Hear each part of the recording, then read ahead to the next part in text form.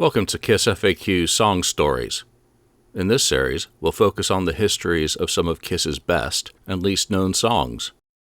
In this episode, Rock and Roll All Nite, originally released on Kiss's Dressed to Kill album in 1975.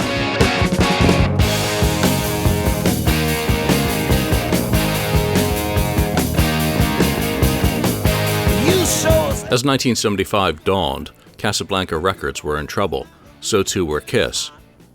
Hotter Than Hell had stiffed on the album charts, already dropping from its high position of 100. Other acts such as Fanny or Parliament weren't setting the charts alight either, and the label's expenses were consuming available resources to the point where Neil Bogart was borrowing money from the euphemistically named other people, or cashing in lines of credit in Las Vegas to make payroll. Touring, too, had become a hodgepodge of dates for the group, referred to as the Dartboard Tour by the crew. They'd also lost one of their core road crew members, Moose, from the road following a special effects accident in Springfield, Illinois on December the 30th. But more importantly, they were staggering from one show to another, one headliner to another, playing theaters on their own one night, then appearing as an opener for a mid-tier headliner the next. They were continuing to pay their dues.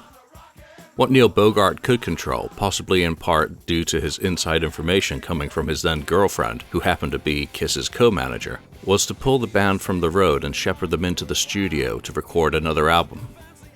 With the group in Southern California for a trio of dates near Casablanca's headquarters in Los Angeles, there was little to lose from dumping opening dates in Denver, Salt Lake City, and Tucson.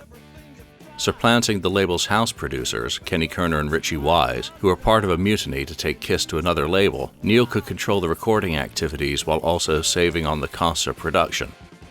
However, Joyce Biowitz, the co-manager in question, suggested an equally straightforward explanation in the Behind the Mask book. She said, Neil understood the music and arranged for them to work with producers who would give them the best sound. He got involved in choosing the material and producing Dressed to Kill because he felt he knew what he could get played on radio. He was attempting to make them a little more commercial in that way and still keep their authenticity. And that is probably a fair enough evaluation of the situation. Neil Bogart knew pop. He had been at the forefront of the bubblegum pop craze during his tenure at Buddha Records in the late 1960s. Bubblegum had been rooted in a reaction to the mainstream music direction, providing a lighter tone and content without the social dialogue or innuendo. Given the Bubblegum moniker, it was seen as being targeted at a younger audience, though it certainly appealed to other demographics. In essence, it was simple, catchy, fun, formulaic, and disposable, illustrated best by songs such as Simon Says by the 1910 Fruit Gum Company,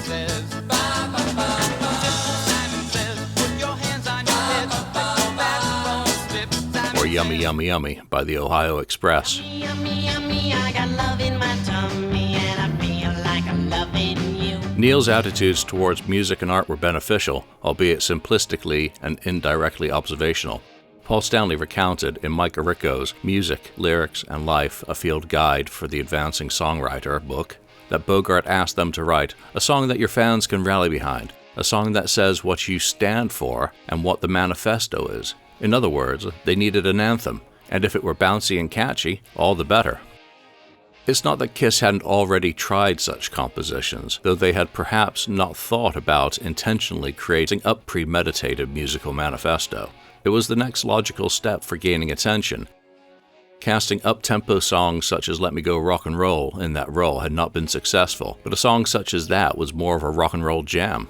And to be fair, while Let Me Go Rock and Roll was issued as a single in January 1975, its promotion seems to have been abandoned in conjunction with the plans to take the group back into the studio. Kiss's debut single, Nothing to Lose, didn't sneak around the back door of innuendo to success either. A real musical manifesto took some thought.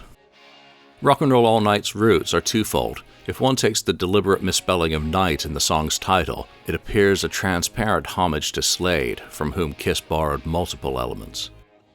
But the title is a mere cosmetic element than the more important musical substance.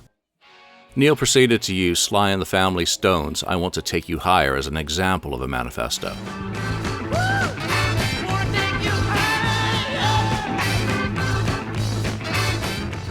That direct catalyst was one Paul could easily relate to.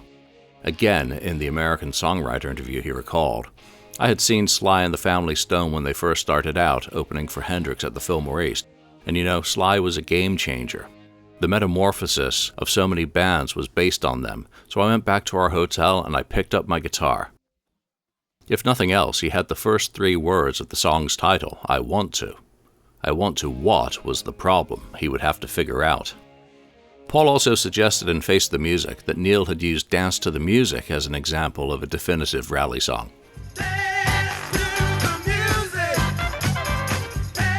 Either song make the point being made. However, there's a stronger parallel with this song, which was written at the behest of their record label executive Clive Davis, who wanted a more commercial song from the group, something that Bogart could easily relate to in his role. It certainly worked for Sly and CBS Records, hitting number 8 and launching their career. In other interviews, Paul has used both of the songs to illustrate the point being made. Clearly, at the time, Paul could only write from his own experience, and he didn't want to be preachy. From Sly, the answer was obvious. The Inspiration Route song had been about feeling, energy, and the transformative power of music. That was something that Paul witnessed every night from the stage. The audience getting off on the music, their visceral reaction to what was being performed by the band. Again, that was what Sly had been doing. I Want to Take You Higher wasn't a clarion call to dope up, but to get off on the music, become transcendent within the sonic glory. Paul explained to American Songwriter, I wanted to make sure that the writing was never going to be pontificating. It would be more celebrating and mirroring what I was feeling rather than telling the people what they should feel. Paul worked out the concept at the Continental Hyatt House in Los Angeles. He recalled in Face the Music, pretty quickly I came up with the chords and a few lines for the chorus. I want to rock and roll all night and party every day. I knew this was the perfect battle cry. As he summarized to American Songwriter, it was subconscious, something instinctual and insistent. The anthem became a mantra and didn't need more words. It was repetitious and incessant. It was a statement, a rock and roll chant. Paul's inspiration could easily have touched on Slade's Come On Feel the Noise.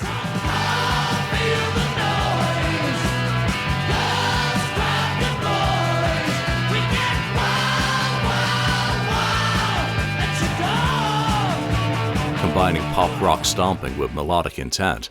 The problem was it wasn't a song yet. However, it was enough of a seed to take it down the hall to review with the band's other primary songwriter, Gene Simmons. According to Paul in an issue of Billboard in 2003, when I came up with the chorus for Rock and Roll All Night and Party Every Day, I knocked on Gene's door and said, I think I've got it, the so-called anthem we need. Playing the idea for Gene immediately saw the possibility of marrying Paul's piece with an incomplete idea piece of his own. Gene's Drive Me Wild was musically directly connected with Slade's Mama We're All Crazy Now, as he recounted in Behind the Mask. You drive us wild, we'll drive you crazy.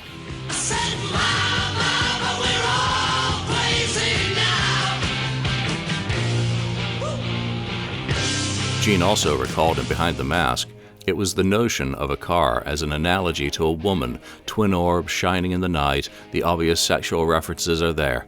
The idea, if I drive a car, you drive me wild, I'll drive you crazy idea. The idea of driving wild was the double entendre of the word drive. Thematically and philosophically, the two blended easily and consistently. Gene's idea served better as the verse for Paul's chorus, and thus a core Simmons-Stanley collaboration resulted. Paul felt that the song was more than just an anthem, and told Rolling Stone in 2001, when Gene had put his verse to it, I thought that it was very much what Kiss was about. He was more enthused in Face the Music, commenting, as we got to work and finished the song, I could picture people pumping their fists and singing along. The 4/4 composition was included among 4 songs demoed at Larrabee Studios' Studio A in Los Angeles on January the 24th and 25th, 1975. Those sessions followed 2 days of rehearsals at SIR Studio B. This session was reported in Billboard magazine on February the 15th. A 2-minute and 29-second rough of the January 29th mix of the demo was cut to acetate with the title, I Want to Rock and Roll All Day and Party All Night.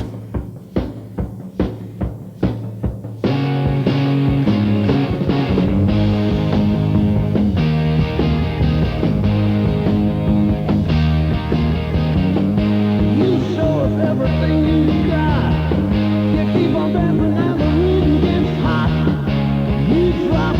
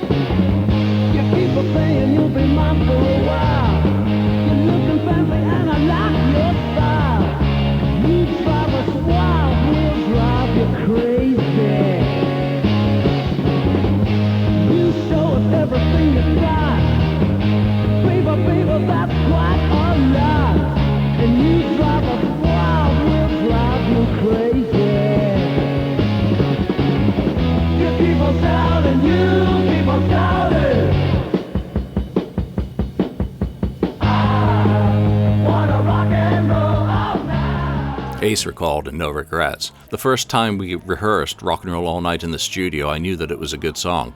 When we actually laid down the track, I had a feeling it would become something special." In the studio, the road crew assisted with claps, zipper sounds, and boosting the vocal on the gang chorus. When the band returned to New York City for the proper album sessions, the song was revisited in Studio B at Electric Lady Studios on February the 12th. The song grew in realization while retaining the appealing simplicity. There'd be minor changes to the song at that time. In terms of arrangement, the demo's first chorus was doubled to be 4 repetitions of the chorus line. Gene also played a different bass line, perhaps having come up with something more appropriate.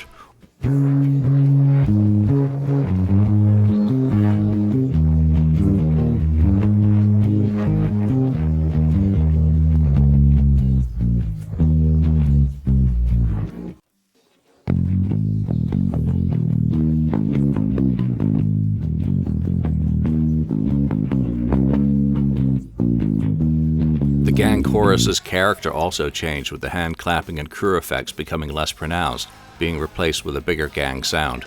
Ace in No Regrets again remembered, "To simulate the effect of thousands of concert-goers chanting along with the chorus, we invited our friends into the studio.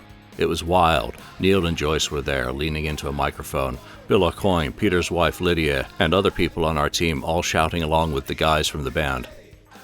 Gene also recalled in Kiss and Make Up, "It had a chorus that was sung by a large group of people in the studio. Not just the 4 band members, but engineers, families of people from the record label. About 20 people in all. We felt the energy of it immediately. It was like those old Slade songs that we had liked when we were first starting out, but with this very accessible, middle America feel." The final change from demo to album version was a tightening of the arrangement to make the whole piece concise, with 14 repetitions of the chorus line at the end of the song reduced by a third. Studio sheets suggest that a mix was done on February the 18th, and additional recordings were completed a week later. By the time it was done, Gene has recounted that the band felt that they had a hit on their hands. Fans certainly later responded to the song, but it didn't immediately become the band's signature song, nor did it replace their earlier Let Me Go Rock and Roll as their set closer. Initially, the song seemed barely an afterthought in concert, though reviewers immediately included it as one of their best picks from the album. It wasn't surprising that it was also selected as the lead-off single from Dressed to Kill. A couple of mainstream reviews picked up on the core elements of the song, and a review in Cashbox noted, "Pounding drums and a ferocious guitar roar open this song from the group's latest album. The undulating beat and anthem-like quality of the chorus add up to a satanic hit from the onstage masters of Fright Rock, a monster of a song destined for top 40 acceptance." Record World followed with a similar line, "Group allows their drummer and vocals to take control of the moments as they get down to rock and roll basics with the best of them. A total 24-hour turn-on for sure." What was surprising was the band didn't immediately add the single to the live set. Instead, the album's second single, Come On and Love Me, was, along with She, which had long been part of their repertoire. Room Service soon followed, then Rock Bottom, Two-Timer, and even Ladies in Waiting later on. It may be a case that the song wasn't added to the set due to it not having a guitar solo, and that Ace needed time to come up with one. In early May, the song did hit the live set. The earliest currently available recorded version is from Boston on May the 11th, introduced simply as an expression of the band's philosophy.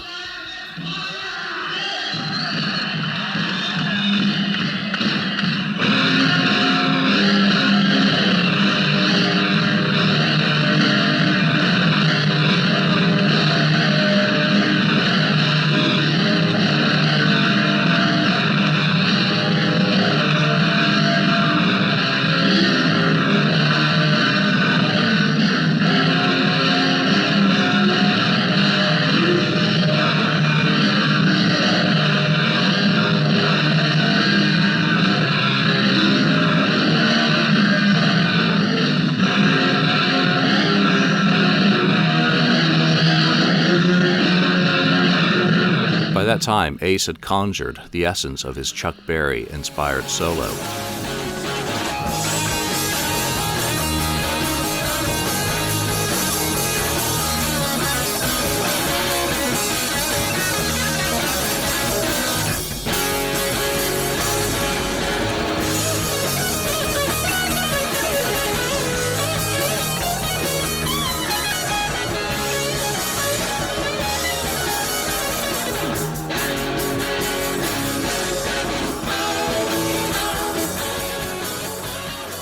Videos for both singles were filmed at the Michigan Palace in Detroit on May the 15th. The audience reaction to the song quickly shaped Paul's introductory rap, and by the end of the month he was utilizing the standard rallying call the song provided.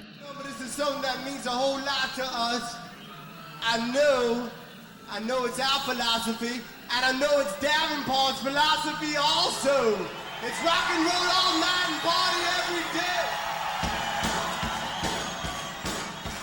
Ace's solo continued to develop more fully also. The single debuted on the Billboard Hot 100 chart on May the 17th at 96. It eventually scraped to number 68. It was the group's first taste of chart action for a wholly original composition in the United States. The novelty Kissin' Time had reached 83 the previous year. Casablanca's royalty statement for June the 30th indicates that nearly 13,000 copies of the single had been sold by that time. With Neil clamoring for fresh product, soon after the release of the album, plans started for a Best of Kiss live project. It was seen as a quick and dirty remedy to fulfill Neil's demands and also give the best of the band's catalog a second chance in their natural environment. With a guitar solo, Roll All Nite was given a second chance as a single and issued in conjunction with Alive. On November the 15th, it immediately debuted at number 58 on the Billboard Singles Chart, a position higher than its studio version counterpart Zenith, and in parallel with the album's success, steadily rose. It topped out at number 12 on January the 25th, 1976, appropriately in conjunction with the band's three-night stand in Detroit, making it their fourth highest charting single to date in the United States. According to Casablanca's Larry Harris, the song was never a big top 40 song. It was a much bigger FM rock song, and a staple it quickly became in its live form. Naturally, the song would remain a mainstay in the band's live set for the rest of their career, a confetti cannon crescendo to end either the main set or the encores. The song was left unmolested on double platinum, but in 1988 the song was given full abuse for smashes, thrashes, and hits. Whatever thought process led to the decision to attempt to update the sonics of the Kiss classics, in the unique case of their anthem, the vandalism started by going backward. The basis for the smashed version is the January 1975 Larrabee recording, though with Peter Criss's original drum track being replaced by some percussive abomination.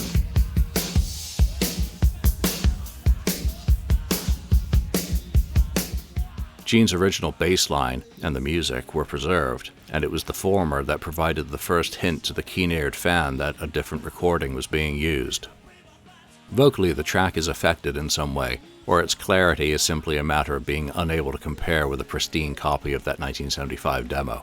The road crew hand-clapping is also either removed or mixed down into oblivion. The full repetition of the chorus at the song's end, originally recorded in 1975, are used to stretch the song out to a more 1980s duration. Similarly, the 1994 cover for the Kiss My Ass tribute by Toad the Wet Sprocket was a brave acoustic deviation from the expected with its countrified vibe. You show us everything you've got. Keep on dancing and the room gets hot. You drive us wild, we'll drive you crazy. Vocalist Glenn Phillips explained to Advanced Local's Matt Wake in 2013, "We knew that no matter what we did, there would be some Kiss fans who would think it was hilarious and some Kiss fans who would be upset a band as non-rock as us was taking that song. So we decided we'd turn it into a waltz and do like a really silly campfire version of it. The thing was, Gene Simmons loved it. He thought it was the bravest thing we could have done with it. There were also a lot of Kiss fans who wanted to take a hit out on us and were very upset, but we had a great time doing it, and it actually makes a great campfire song." On MTV Unplugged in 1996, the song featured the then lineup plus Ace and Peter. You keep on shouting, you keep on shouting. I want to hear everybody sing, sing. I want to rock and roll all night and party every day. I want to rock and roll all night and party every day. The recording was issued as a single promotionally in the United States, reaching number 13 on Billboard's Mainstream Rock Tracks chart. The recording from the turgid original Alive 4 concept was included on the Kiss box set in 2001, and then the renamed Alive Millennium concert released in 2006 as part of the Kiss Alive 1975 to 2000 collection. Not surprisingly, the song was given the orchestral treatment as part of Kiss Symphony in 2003. Re-recorded again in 2007, the Electric Lady arrangement was retained with only 2 minor lyrical changes. Like the original, the recording didn't feature a guitar solo. In the United Kingdom, the song was certified silver on April the 29th, 2022 for single-page streams of 200,000 units. Most fittingly, the song was the final one performed live by the group at their final show on December the 3rd, 2023.